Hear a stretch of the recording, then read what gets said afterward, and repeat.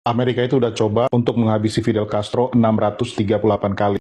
Ratusan sanksi, invasi militer, embargo puluhan tahun. Tapi kenapa? Kuba negara kecil, ekonominya lemah, militernya tidak ada apa-apanya dibanding Amerika. Apa sebenarnya yang membuat Amerika itu sangat terobsesi untuk menekan Kuba? Mungkin jawaban yang paling sering lo dengar adalah karena ideologinya, komunisme, karena hak asasi manusia, karena demokrasi. Tapi kalau itu benar, kenapa Amerika tuh bersahabat dengan Arab Saudi, yang sama sekali bukan negara demokrasi? Kenapa Amerika berdagang dengan Vietnam, yang sampai sekarang masih negara komunis?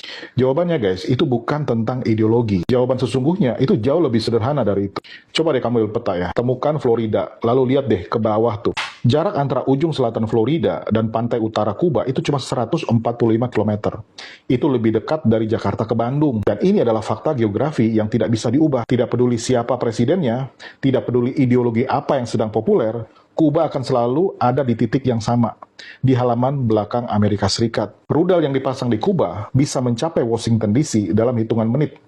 Ini bukan teori guys, ini hampir terjadi di Oktober 1962, waktu Soviet memasang rudal nuklir di sana, dan dunia hampir masuk ke Perang Dunia Ketiga. Jadi guys, sejak tahun 1823, Amerika punya apa yang disebut dengan Doktrin Monroe. Intinya begini, Amerika Latin adalah wilayah pengaruh Amerika. Tidak ada kekuatan luar yang boleh mendirikan basis militer ataupun pengaruh dominan di belahan bumi ini. Dulu targetnya adalah Eropa yang mau memperluas koloninya. Dan sekarang mereka itu dekat dengan China dan Rusia. Dan ini adalah pelanggaran langsung terhadap prinsip doktrin Monroe tersebut. Kennedy sendiri bilang di dokumen yang sudah dideklasifikasi, doktrin Monroe berarti kita tidak boleh acuh terhadap kehadiran kekuatan asing di Kuba.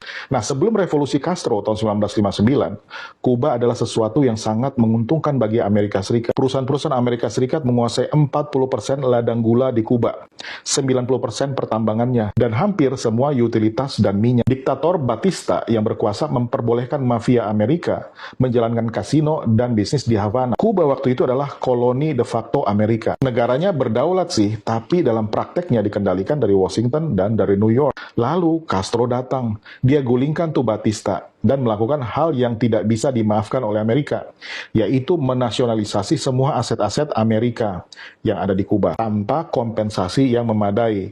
Nilainya sekitar 1 miliar US dollar, setara puluhan miliar dolar kalau dinilai dengan uang sekarang. Jadi pemicunya itu bukan komunisme, tapi pengambil alihan properti yang dianggap pencurian oleh Amerika. Sekarang, lo mungkin bertanya, kenapa sampai sekarang? Soviet kan udah runtuh, Perang Dingin udah selesai, Kuba bahkan tidak punya kekuatan militer yang berarti.